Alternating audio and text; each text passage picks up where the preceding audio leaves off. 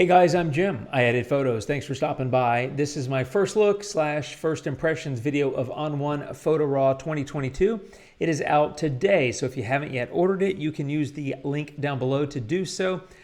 Just let you know that is an affiliate link. They will pay me a referral commission if you purchase via my link. It's no extra cost to you, and in fact, I have a coupon code JimNix that should work for that, but it costs you no more, and it gives me a little bit of support, and I appreciate that very much. For those of you that have already pre-ordered, you should be getting an email, I believe, with your download instructions, or you may also want to check your On1 account on their website. Regardless, it's available today, including the 14-day trial for those of you that would like a test drive. So what I'm going to do is kind of walk through some of the key features. I can't cover everything. There's a whole lot. And I want to walk through some of the key features, talk about them, and show you how they work with some quick demos. Let's get started. The interface is familiar. The first thing I want to talk about is time-lapse. As you probably know and saw in some of the pre-announcements, time-lapse capability is built in. Now, I don't shoot time-lapse, so I can't demo that. They've got a great video demo of that on their own YouTube channel. But effectively, you could just come through and you could just select a whole bunch of photos like that, and then you come over here on the right-hand side and click time, and that'll take you into the time-lapse section of On1 that'll allow you to compile it. I'm not going to do that. That would be kind of weird with all these different photos, which were not part of a time-lapse sequence. But wanted to let you know that's in there. I just won't be doing a demo in this video. Now, another cool thing is SkySwap AI, which is their new sky replacement. It's pretty fantastic, and I'm excited about it. So I'm going to go ahead and take this photo and click on Edit and come over here. And you can see in the, you land on the Develop tab, as you may know from coming, if you've used this before. But there's effects now. There's sky as well. So I'm going to go ahead and click on sky. And they've got a bunch of stuff built in. I've gone ahead and just loaded up one of my own personal skies, and I just put it in like that. And there you go. I mean, it goes in really nicely. Oops, I just selected a different one now. Let me go back to my personal sky. There we go. But you've got a lot of great options for adjusting horizon. And to be clear, this is a first look, first impression video. This is not a deep dive on how all of these tools work. I just wanted to point that out. One thing I do want to point out, though, is this little arrow here allows you to flip and flop the sky back and forth. Took me a little while to find that, but once you find it, you can't unfind it, so to speak. So just keep that in mind. I was like, there's got to be a way to flip that sky. It's that little arrow. So anyway, you've got all these different things here for adjusting the sky.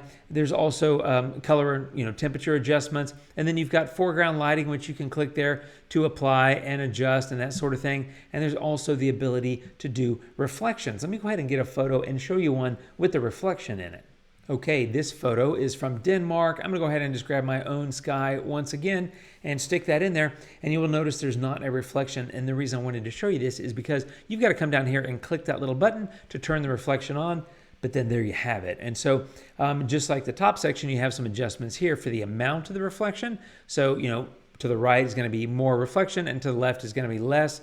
And then the shifting of it, you can shift it vertically and horizontally. You can see this sky actually doesn't really fit in the water. You can see there's a line there. That's not that they're missing the mask. This is a very thin sky that's more of a long, narrow one. So not the perfect example, I just realized, but anyway, you get the point. It drops in. It drops in pretty nicely. I will say I've noticed in some photos, it really does a great job around some of these fine details. And like in this photo, it's kind of, the sky's laying over the top of that building or castle a little bit. So I need to experiment some more. I've had the product for a few days and been playing with it. I'll come back and do some deeper dives around this, but I will say it's so far it's looking like a great tool. You also have access to the mask, as you can see here, and you can see it automatically creates that mask. It gives you access to it. You can adjust it to fine tune it if you need to, but the great thing is once you've done that, you can then copy that mask and then use it on different tools on that photo, which is tip top, my friends.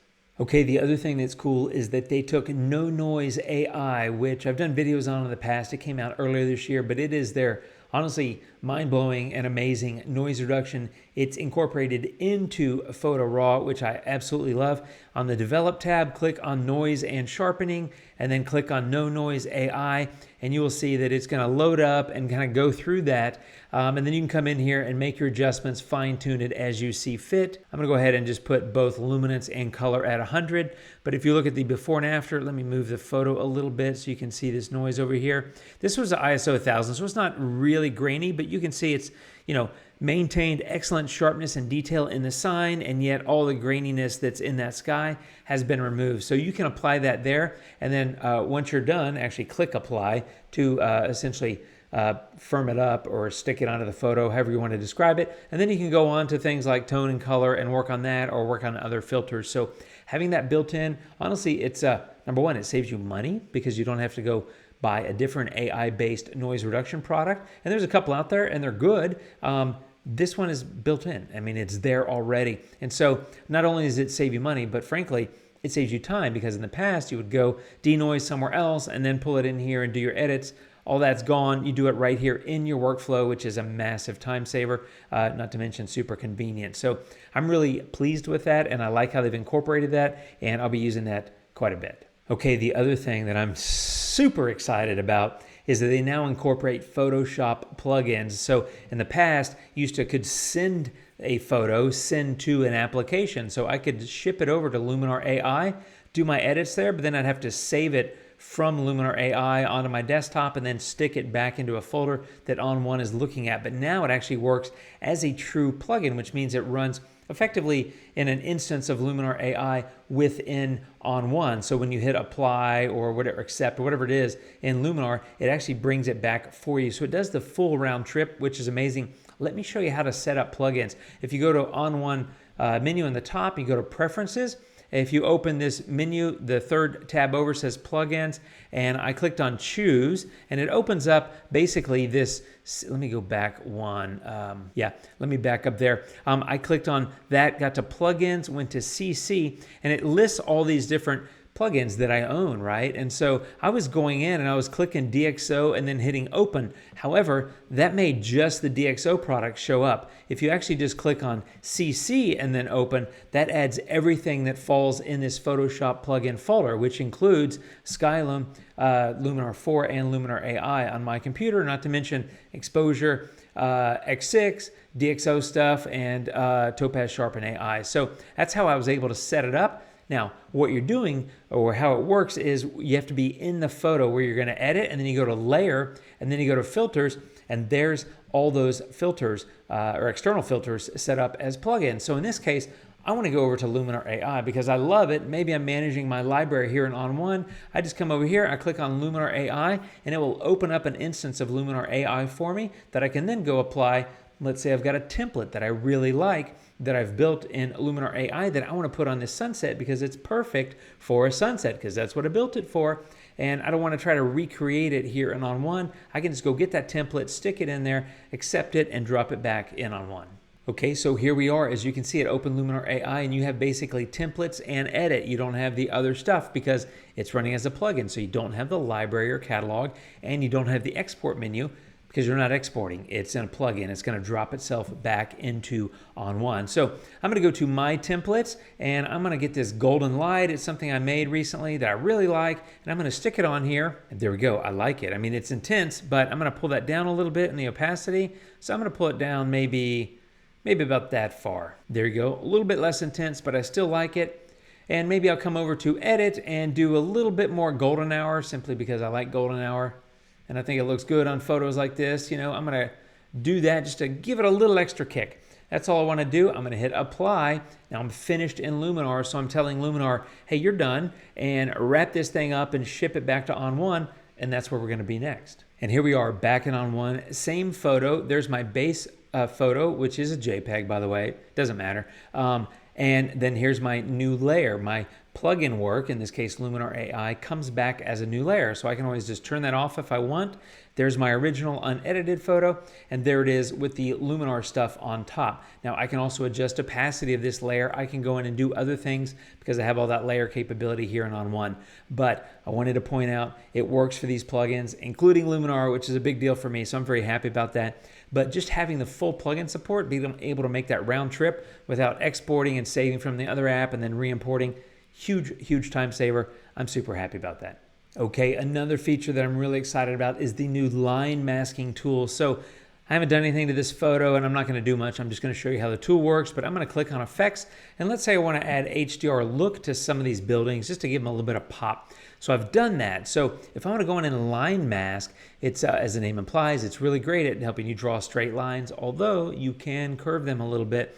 Here's the way I approach it. I'll first go in here and I'll invert the mask so it's black, meaning that nothing in this edit is showing in the photo. And then if you're in the masking menu, click on this tool here, which is the line mask. And then I'm just going to do it on a couple of these. You just come in and you click one point and you'll see that blue point, and you go to the next place you want to click, and then you click once, go to your next spot and click, go to your next spot and click, come down here and click, over here and click, and up and around that building, and then you go back and boom, you've clicked and I've made that shape. And now if you look inside this building, I've got a little paint bucket, and the paint bucket's a minus. I don't want minus, that means paint out. I want paint in. So I'm painting in this HDR look, so I click it once and it's now been applied. So I can go and do that in multiple buildings and that sort of thing in order to be very specific and targeted where I want my edits to apply, especially in situations like this where you have a lot of straight lines. You can always go back, you can say done, by the way, and that's applied. You can always go back and adjust that mask if you want to, so it's not a fixed mask, it's still editable, so you have some flexibility there. And if I show you the mask, you can see I just made some straight lines, right? Which is kind of handy, but just like with Sky Swap and everything else, you can copy that mask and reuse it. So let's say I wanted to add HDR effect, but then I also wanted to add a pop of color or a little bit of detail or change the exposure slightly. I could come in and do that same thing with a different filter just by copying and pasting the mask. Again, a really cool tool, super useful, great time saver. It's lovely to have it. Okay, and the export menu is updated, expanded, and I talked about that in my previous video. It's not something that you're like, wow, export, I'm so excited to export my photo, but super useful, lots of power, lots of control. So you can just click on these different sections to activate them. You've got all kinds of capability here. So you can use the file name, you can change any extensions that you add from lowercase to capital, and you can add these tokens, which are gonna be the extensions after your file name. So it could be file name, photo123, and then you can add a token which would have the date and time, for example, or a sequence number, or some metadata like the camera that you shot it with, exposure time, things like that. So lots of capability, very useful there for file naming. Let me go ahead and close that. Destination options, you've got lots of choices here, including generating new subfolders. So you could have, my Austin outing, I'm making it up because I live in Austin, my Austin outing, October 2021, whatever. Then you could have a subfolder that you could have it automatically generate, which would be edited photos from that outing or something. It just depends on what you need it for, but lots of options there with destination. File type, pretty straightforward stuff here. Bit depth, quality, file size, not file size, but file format and color space, all that. Resize menu here, let me turn that on so you can see it better. That's expanded as well, so that's kind of nice. I'm sharpening metadata, I think is really cool. This allows you to go in and say remove different things, like I don't want a user comment or GPS. You can select or deselect these different things and have them applied. Keep in mind, you can also create presets for these, and so you can make all these adjustments. Down here in the bottom left, you can click Save Preset and then apply those as needed. And then, of course, watermarking. Now, I don't necessarily watermark my photos, but you might, and if you do, you're really going to like this because you can add text as well as logo, like image overlays, copyright, whatever it is you want it to be on top of your image. And so I can come in here and I've already got Jim Nix. I could just add photography. If I could type, let's see here, photography.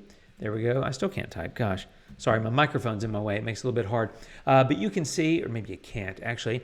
Let me increase the size because There we go. You can see that now. If you look right here, you can see it says Jim Nix Photography. I've got the option to kind of move this around. If I click on these little cubes here, that allows me to relocate this logo, or excuse me, my watermark anywhere in the photo.